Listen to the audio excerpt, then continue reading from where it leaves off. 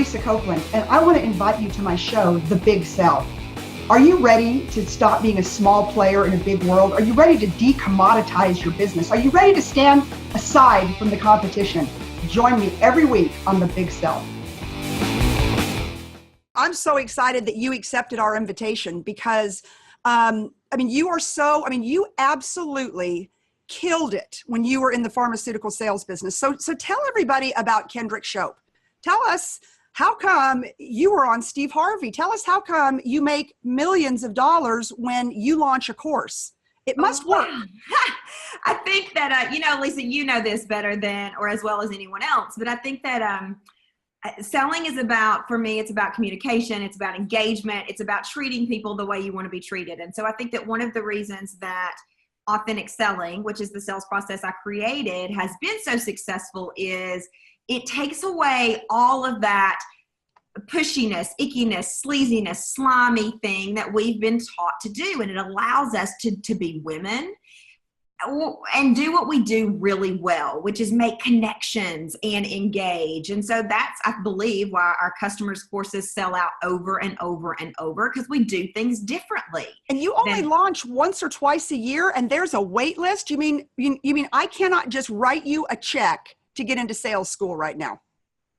Well, I'm never going to say never, because that would be terrible business advice. But yes, for most people, sales school launches once a year, every July. Now, companies have hired me to come in and teach it to their people, and I will certainly do that. But yeah, for the average person, sales school launches once a year because we do it right. We do it right. We may work up to 2 times a year, but it's been one of the most exciting things that I've ever done. So tell us, how did you come up? Because this show is big sellers, and you have to be in the 1% club to get invited to this show. And you are in the 1% club. How did you come up with your sales process? Because we know it works. Otherwise, it wouldn't be a 7-figure product for you. Yeah. So, I wish that I could say that it was step 1, step 2, step 3, step 4 in a straight line, but that's just not true. As you mentioned, I started in pharmaceutical sales and I cut my teeth as a lumber salesman. I sold lumber first. I can see you out there. You'd be so cute in that red ponytail and jeans. And I could just see you out there, boy, just giving those men hell. Hard hat and Valentino shoes. That was me. I was memorable, if nothing else, right? If nothing else. And so after my daughter was born, I transitioned into pharmaceutical sales and was great at that and liked my job. Actually, I would even say I loved my job. But after my daughter was born, I would tell her every night, you can be anything you want to be in this world. All you have to do is believe. And I realized that one day this little baby girl was going to wake up and say, Mommy, did you want to sell drugs for a living? The legal kind, but And I gotta say, growing up, selling drugs wasn't even in the top 10. What kind of drugs were you selling? Was it like Botox or the good stuff? Or no, I sold a heart drug, a post-heart attack heart drug. Boo. Mommy doesn't need to sell those drugs. No, maybe if I'd been selling Botox, but I left. I went on this mission to figure out what it was I wanted to do. And through a process of a lot of wrong turns, realized that I had something I could teach people and created authentic selling.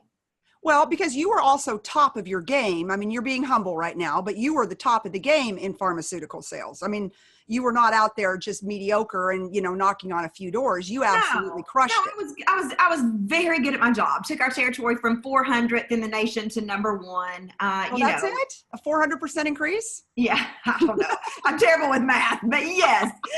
Something like that. I know that you live in Arkansas and I'm in Texas. So you are the biggest Southern women I think that those poor New York boys have to deal with.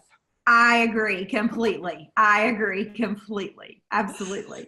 So when did you leave the farm? So, your daughter was born and you knew that there was something bigger for you in the universe. So give us that journey. How did you start? I mean, you were on Steve Harvey, for God's sakes.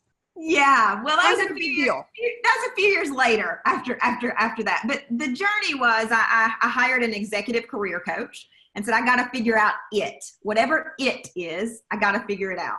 And through that process, the career coach had me read a book written by Martha Beck called Find Your North Star or Follow Your North Star. And I was like, I have found it. This is what I want to do. I want to be a life coach and help people find their purpose. Well, I'm trying not to laugh because you and I are cut from the same cloth. And Yes. I don't think I could be a life coach because I would just strangle people and say, just get it done and quit whining about it. Let's go. Right. So life coaching is you lead people to the water, but then they have to figure out how to drink. And I was like, no, just do it. Just do it. And so through that process, I realized this is not going to do it for me. And I had a friend at the time who ran a business, and she said, I need a little help selling. And I was like, look, I was a top performing sales rep for, over a decade. Let's hop on the phone, see if I can help you. And 90 minutes later, she said, sweetheart, this is what your business needs to be. And Lisa, I was just really confused. I said, I don't even know what I did. Like 90 minutes later, and I don't know what I did. So I was really fortunate that I had a good friend say, let me help you pull it out of your head. And that's how authentic selling was born. She literally helped me pull out, this is what you taught me. And then I was like, oh, and then I'll tell you a secret. Even though I had been a top performing sales rep, I went to Barnes & Noble and I bought, I don't know, a dozen sales books. And I read them all. And I realized I know every bit of this. I have my own spin on how I would teach it. I wouldn't necessarily do it that way. And that is where the meat and potatoes, where it came for authentic selling, was through helping my friend and then reading all these sales books and saying, no, there's a better way. Right. And so that's how authentic selling, the process, got created. Yeah. And yeah. So, okay. So you created this process, you created these courses. I mean, very, very high-end courses, excellent content. Like I said, you don't, for those of you out there who don't launch content like we do, to have a 7-figure launch is for the elite. That's for Tony Robbins and Kendrick Shope. And so it's unbelievable. And so how did you build this massive tribe of followers and fans and people that are willing to write a check for what you have put together with authentic selling for sales school? Yeah, well, so one of my top 5 strengths is learner. If you do the Buckingham Strengths Finders test, and I'm a voracious reader and I like to learn. And so I realized that if I'm going to make a living, if I'm going to transition from pharmaceutical sales to making a living online, I need a little bit more than selling. Selling is going to be the thing that pays the bills. It's going to put money in the bank, right? But I also need to know how to run a business. And so I learned from a lady named Marie Forleo about how to run a business. Whoa, back up. Just Marie Forleo? Yeah, a lady named Marie. I learned from a lot of ladies, but okay. Yeah. And for my listeners, my audience out there, she is probably the top content provider, internet seller, expert on sales in the world. Yeah. Besides you and me, Kendrick. Besides us. That's right. That's absolutely. It's us 3. You, me, and Marie, sisters. There you go. I was really fortunate because I went to an event that she no longer hosts called Rich Happy Hot Live. And Lisa, I had a spiritual experience there. I watched this woman speak, and you'll love this story because Marie had been on Oprah at this point. Like, she was majorly famous. And I walked up to the stage and I touched her. I couldn't believe I could get that close. And I said, I need to speak to you for a minute. And she said, super nice, but I'm super busy, not a good time. I said, that's okay. Remember my name. Remember the red hair. I am meant to work with you. It's going to happen.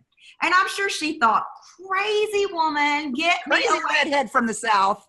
Yeah. But then I went and found Marie's secretary, or not secretary, but assistant who runs the show, introduced myself and said, I'm meant to work with her. How do I do it? And she said, well, it's really competitive to work with her. She only works with a few people a year. I said, no. How do I do it? What is the process? And so she told me the process, and I was one of the very last people to ever work one-on-one with the woman, but she taught me how to run an online business. Wow. And so you combine what I learned from running a business from Marie to what I already knew how to do, which was selling. And that really created the authentic selling business and sales school that exists today that I actually bought Marie's course years ago, the B School. Yeah. And I learned so much from it. And it's several $1,000s. And I cannot believe that you got to work with her one-on-one. I mean, it's unbelievable. I mean, it's unbelievable. So that really gave you the basis to go out and build this powerhouse 7-figure business that you have built, and you're living the life that you love. I know that because every time I try to get a hold of you, I get a message back and it says, Kendrick is on vacation. I'm like, no, autoresponder. It's Lisa calling. I need to talk to Kendrick. That's why you have my I cell know phone that number, she's but probably on a beach somewhere having a Mai Tai, but I need to talk to her. it's funny. My team said the other day, you know, Kendrick, just because you're on vacation, our work doesn't stop. And I have taken more vacation this year than ever before. But after, you know, 7 or 6 years of building this business, and this is what we aspire to do, right? I mean, to be visiting with your in-laws and be able to come and do this interview. And then we're getting ready to launch our course again. And so it is definitely worth all the hard work and also having experiences like you referenced, like being on the Steve Harvey show. I mean, heck, I grew up in a town of, I don't know, 5,000 people. So to have that experience. So I'm actually going to post the link when we do the show notes to the Steve Harvey show. You were giving him hell, like in a fun way. I could tell he just genuinely liked you. I mean, the banter that you two had was unbelievable. Yeah, I'll tell you, they cut one of my favorite parts out, but Nancy Grace was on that same day that I was. So, I mean, you think of Nancy Grace, you know, and her accent, and then I come out and I mean, it's sort of like, what is going on? And so I said to Steve Harvey, I was like, you didn't know it was Southern Day here on the Steve Harvey show, did you? And he said, girl, I am Southern as hell. I'm from Mississippi. This is like going home. Oh, Lordy. Well, you know, Steve Harvey works also with our media company. Yes. So it's unbelievable, the ties. And so I'm just going to tell everybody, Kendrick is helping me launch my big program. And I'm so grateful because she's doing it as a friend. And, you know, so I'm going to have the opportunity to work with somebody I think is greater than Marie Folio, which is Kendrick Shope. And I am just so incredibly grateful. But, you know, I think that life and business is about paying it forward. And I think when we get to the level, Kendrick, that we're at, you know, I think, you know what I love about like you and me, and I hope everybody takes notes on this and understands this. You know, you and I semi-play in the same space. Now, my sales school is for men and women, and it's different, and it's fierce, right? It's unapologetically fierce, 365, the 1% club. And, you know, but it's my way of doing it. And you've got your way of doing it. But if you and I were small thinkers, you know, we wouldn't have each other on each other's shows. You wouldn't be helping me launch my course and introduce me to your online audience. We wouldn't be on the stage. You are on stage right before me. I'm the closing keynote for Women in Automotive. And they called me yesterday and they're like, oh my God, you know, we want to move things around. We think that that Kendrick Shope should come on right before you, and then we're going to allot extra time because we want to be able to have a Q&A after you speak, Lisa, with you and Kendrick, because like everyone's going crazy that the two of you are together on the stage doing what you do for, you know, the 600-700 whatever. I don't know, a lot of people are coming to the Women in Automotive Conference. And I'm like, damn right. And so when I got on the phone with you today and I said, hey, this is what we're going to do. And because, you know, our media company's filming Kendrick and I, and so anyways, and I said, this is what we're going to do. And then you and I get to share the stage at the end. We get to answer questions. You were like, yes. And I'm telling you, that is the big thinking mentality, right? That is a big seller. That's somebody who's authentic. Like, you know, I want you to do great and you want me to do great. And we don't worry about the competition. And don't you see in our business, whether our speaking businesses or our consulting or our online sales businesses, there is a lot of like small thinking. Like, I'm not going to promote you because it might hurt me. And that's just dumb, isn't it?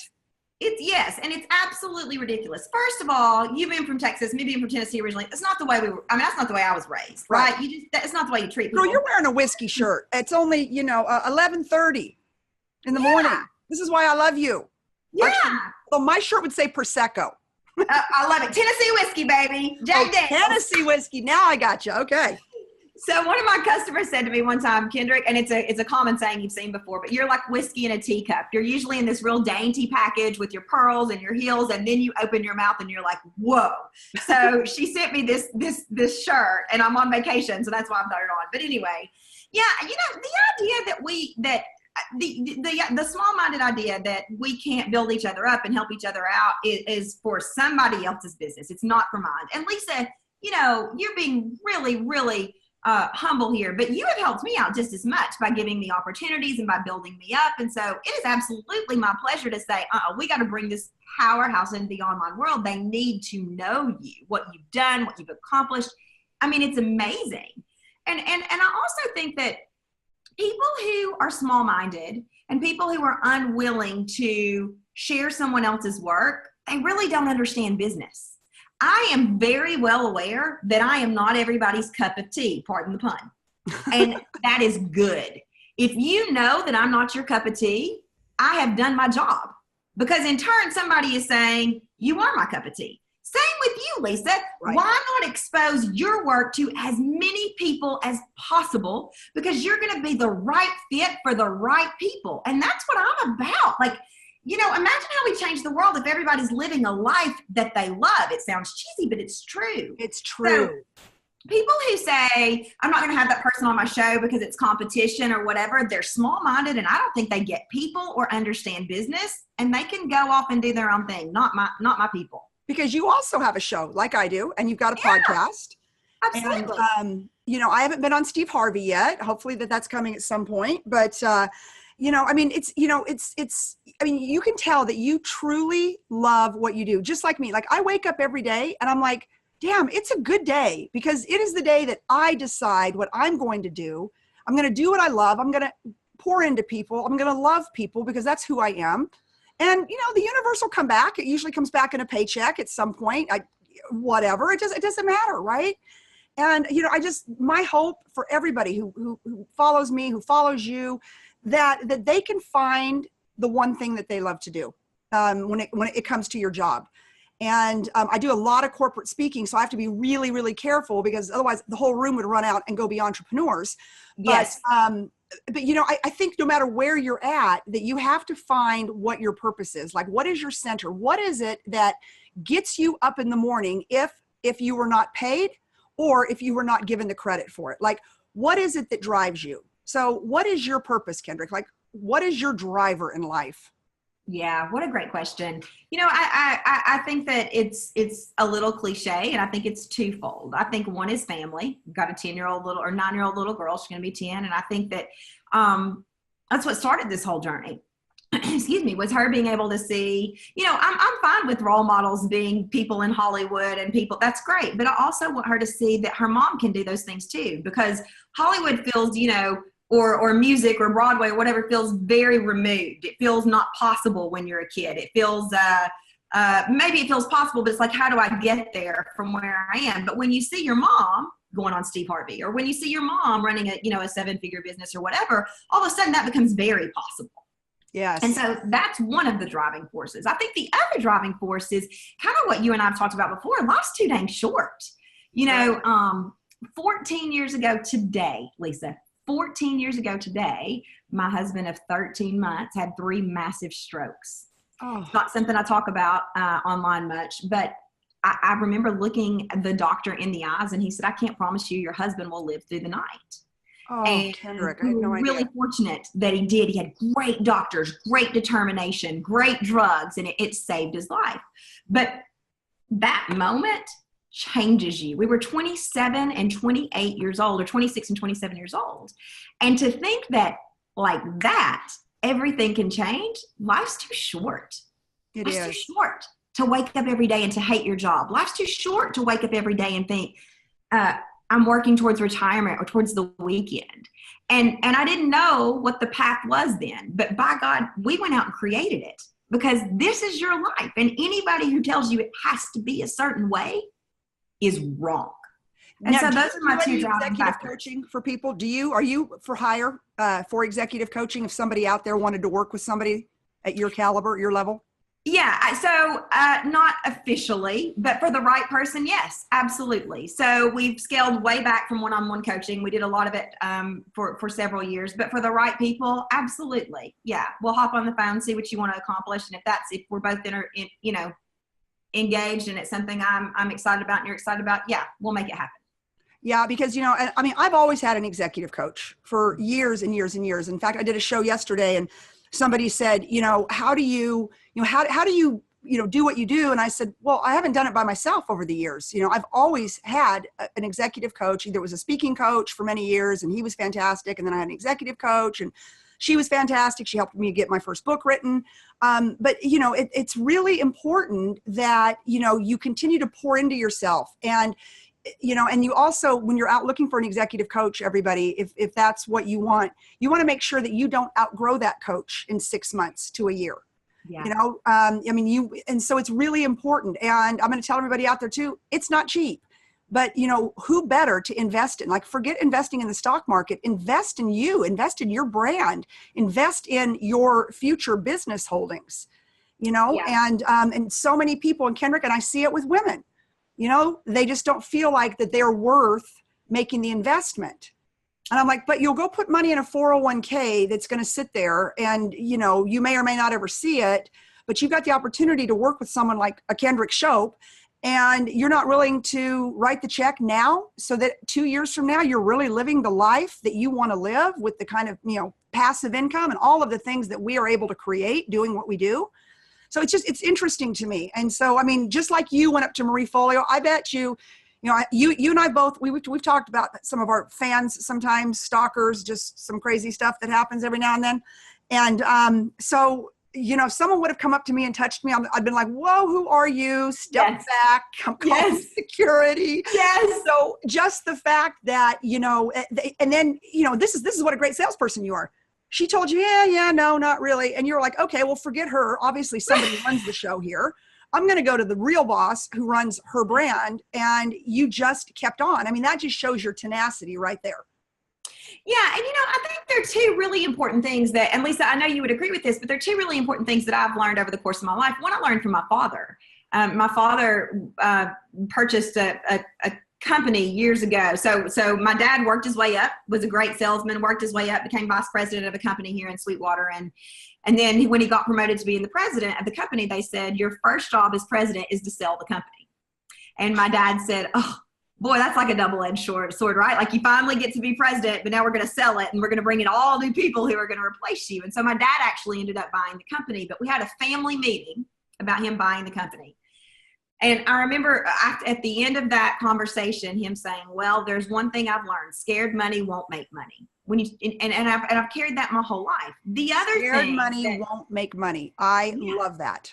And that goes back to talking about investing in yourself, right? The other thing I've learned is that, look, if I'm going to bet on anything, there's no sure bet, but if I'm going to bet on anything, by God, it's going to be me. I'm going to invest in me.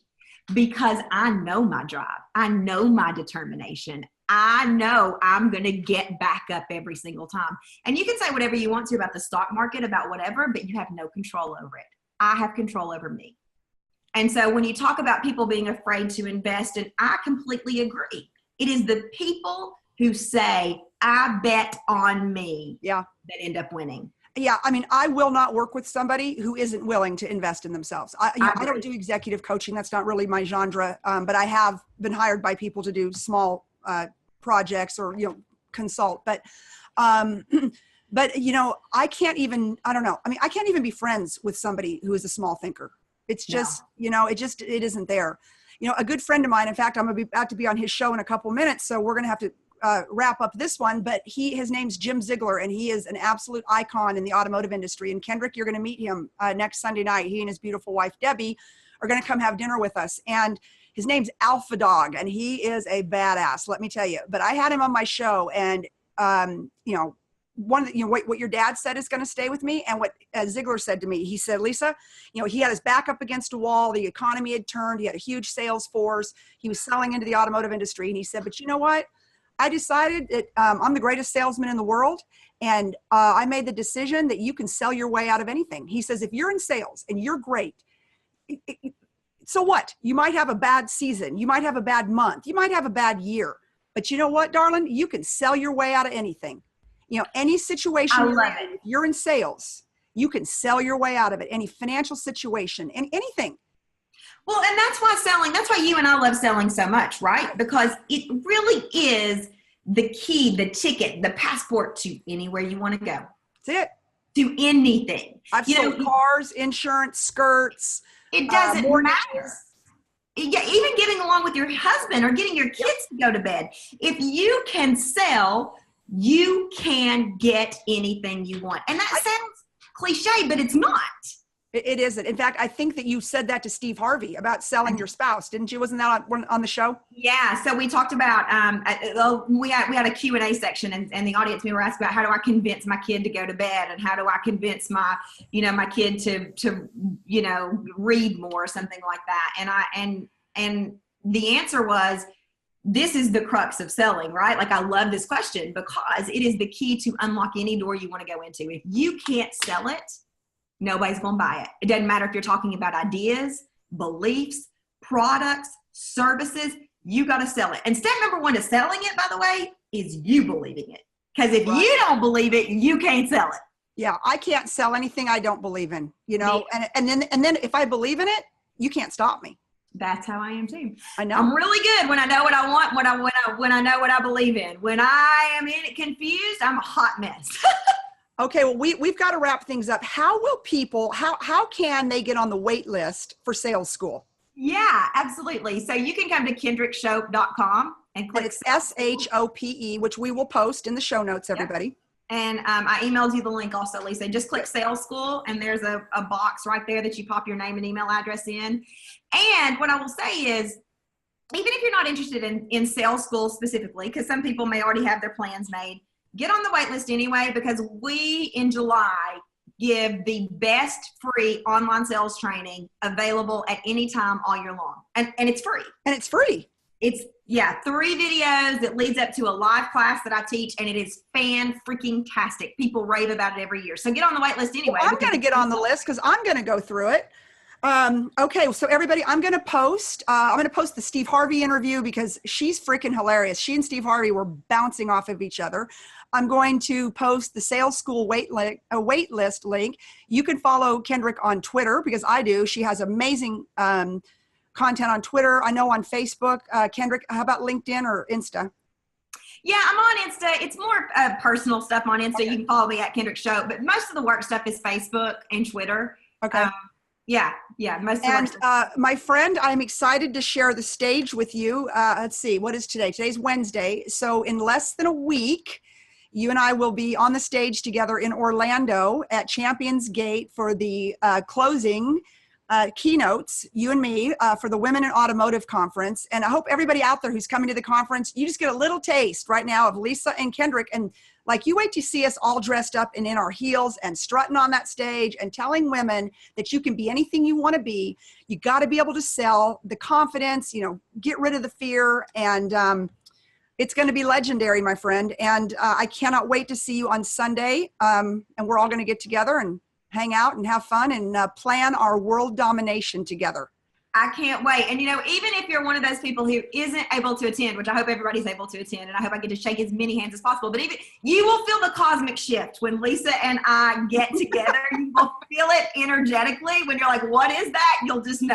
The earth just moved. Yeah. Exactly. Okay. All right, Kendrick, thank you again for taking time off of one of your many vacations. I'm giving you heck about it.